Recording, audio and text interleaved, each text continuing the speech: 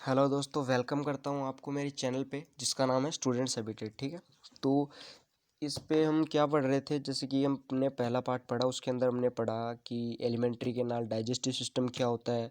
उसके बाद में उसके पार्ट्स के बारे में पढ़े। पार्ट्स के बारे में पढ़ने के बाद में हम एक टॉपिक पे एलिमेंट्री कैनाल पे पढ़े। उसके बाद में हम क्या करें, फंक्शंस, एलिमेंट्री कैनाल के फंक्शंस क्या होते हैं उसके बारे में पढ़ा।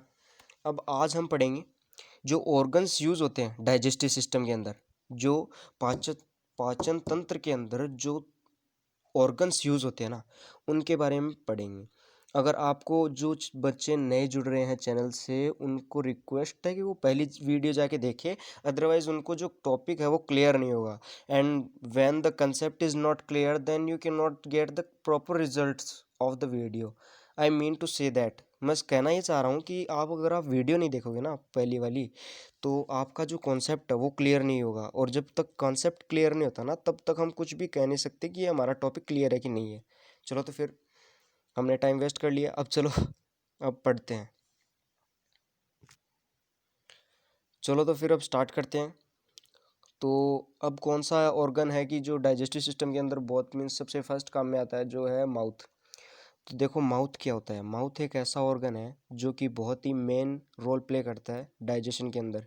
क्योंकि अगर माउथ से है ना खाना नहीं जाए ना बॉडी के अंदर, तो कुछ नहीं होता। कुछ कुछ भी प्रोसेस नहीं होती, डाइजेशन की प्रोसेस भी नहीं होती। डाइजेशन की नहीं होगी तो फिर क्या होगा, बॉडी ढंग से चलेगी नहीं। प्रोटीन्स जो हैं वो पहुंचेंगे कैसे बॉडी तक, ऐसे तो पूरी गड़बड़ हो जाएगी। ठीक है ना, इसलिए माउथ बहुत ही इंपॉर्टेंट रोल प्ले करता है। तो अब देखो क्या होता है, अब माउथ के जो फंक्शंस है क्या करते हैं, देखो अब शुरू करते हैं। फिर फूड है ना, फूड वो पहुंचता है बॉडी के अंदर। जो हमारा शरीर है उसके अंदर क्या खाद्य पदार्थ पहुंचते हैं, किसके द्वारा, मुख के द्वारा पहुंचते हैं। मुख मतलब माउथ के द्वारा।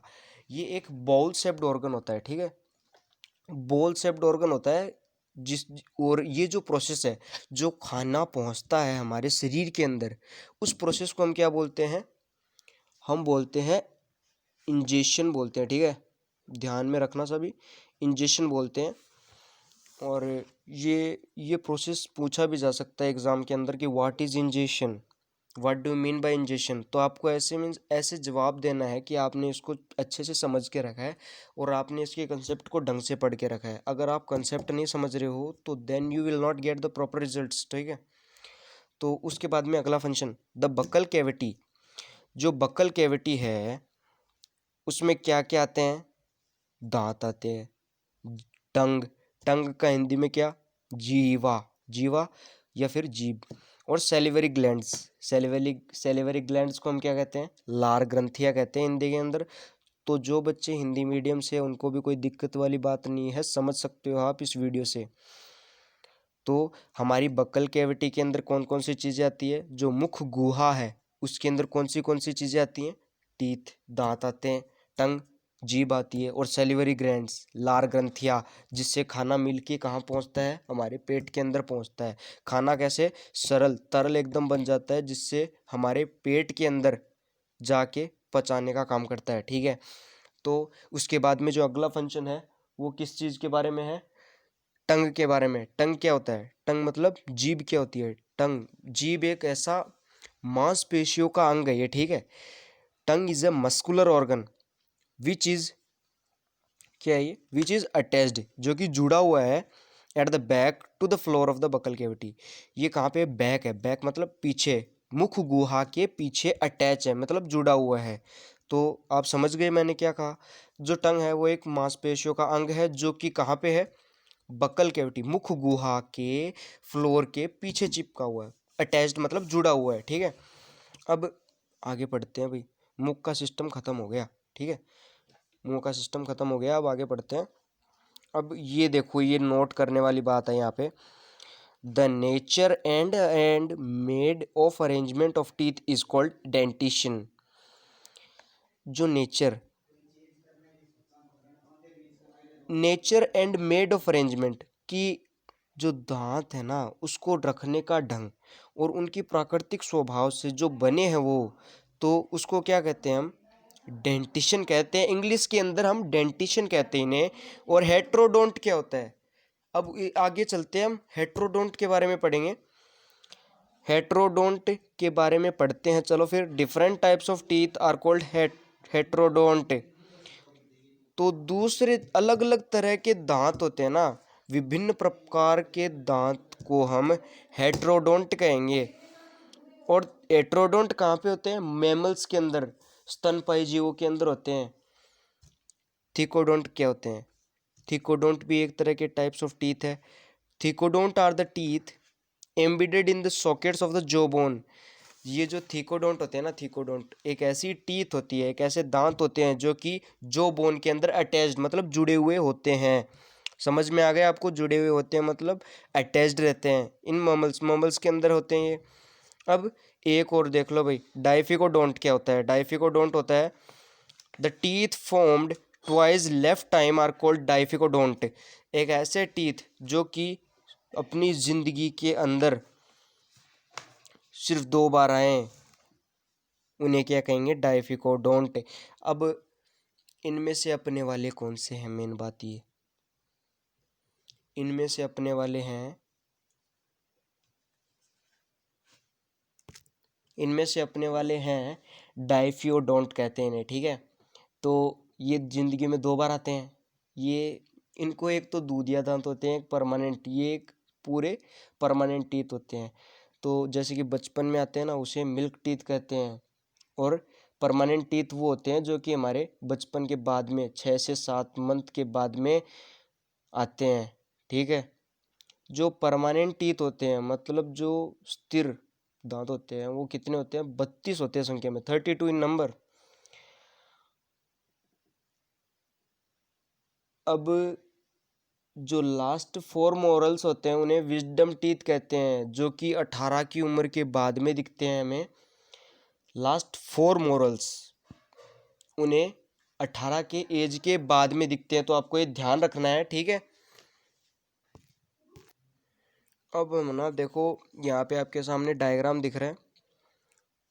तो इस डायग्राम के अंदर जो ह्यूमन टीथ है उसके बारे में डिस्क्राइब किया हुआ है। इसका डायग्राम देख लो, फिर आपको समझा देंगे कि ये होते क्या हैं और इनका वर्क क्या है, ठीक है। तो पहले देख लो भाई, इंसिजर्स कहते हैं इन्हें, ठीक है। इंसिजर्स का वर्क आपको डिस्क्रिप्शन मीन्स आपको डेफिनेशन के थ्रू बताऊंगा मैं। अब इंसिजर्स के बाद में देखो केनाइंस। केनाइंस 2 टाइप के हैं यहाँ पे, ध्यान से देखो।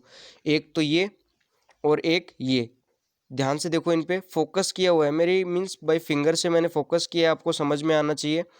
और उसके बाद में प्रीमोलर्स पे, प्रीमोलर्स कितने होते हैं नंबर में?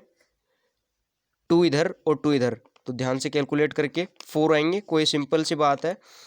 और उसके बाद में मोलर्स, मोलर्स भी एक टीथ के टाइप है, उनको भी देखो। ये लास्ट सेकंड है यहाँ पे।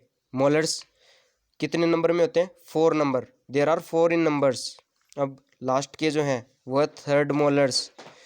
तो आपका ये डायग्राम हो गया टीथ का। अब मैं क्या करूँगा कि आपको डिस्क्राइब करूँगा कि कैसे टीथ के ये जो 4 पार्ट्स हैं इनको क्या वर्क होता है और ये क्या करते हैं, ठीक है। चलो तो फिर let's start and have a definition of this questions.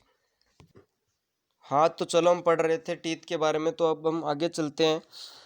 अब मैंने आपको बताया था कि मैं आपको डेफिनेशन और इनका वर्क बताऊंगा। तो चलिए फिर, 4 टाइप्स के होते हैं ये। और इंसिजर्स, सबसे पहले इंसिजर्स के बारे में पढ़ेंगे, ठीक है। They are used for biting and cutting of food. Incisor का क्या काम क्या होता है, ठीक है। तो पहले बात, इंसिजर किस काम में आते हैं? काटने के काम में आते हैं। जो खाना होता है ना, उसको काटने के काम में आते हैं। और उसके बाद में चलते हैं कैनाइंस पे। कैनाइंस क्या करते हैं? They are used for tearing and piercing. Tearing मतलब ये फाड़ने के काम में करते हैं, ठीक है। ये खाने को चीर देते हैं, मतलब दांत होते हैं ना, इनका काम ही ये है कि ये खाने को क्या करेंगे? टीयरिंग एंड पियर्सिंग करेंगे, जिससे क्या हो कि खाना एक प्रॉपर शेप के अंदर आ जाए, कि उनके साथ में सैलिवरी ग्लैंड्स रिएक्शन कर सके, इस टाइप से होते हैं। अब आगे चलते हैं, फिर प्रीमोलर्स पे चलते हैं, ठीक है। प्रीमोलर्स क्या करते हैं? Chewing and grinding. च्यूइंग मतलब चबाना और ग्राइंडिंग मतलब पिसाई, ठीक है। तो च्यूइंग चबाने के काम करते हैं और ये पिसाई का काम करते हैं। जो खाना होता है ना, उसको पीसने का काम करते हैं।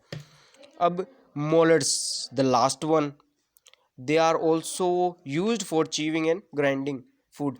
अब देखो ध्यान से देखो, इसके अंदर मोलर्स और प्री मोलर्स में क्या डिफरेंस है? कोई खास डिफरेंस नहीं है, दोनों का एक ही वर्क है। तो हम इनको कॉमन रख सकते हैं। आप दोनों, आपको अगर पढ़ना है तो फिर आप ऐसे पढ़ सकते हो कि molars and pre molars are common, have common work, they are used for same work because molars also do chewing and grinding and premolars also doing chewing and grinding. So I think this lesson you have understand better, and I will meet in the next video. और अगर आपको कुछ समझ में नहीं आया है तो आप मुझे कमेंट करके बताइए।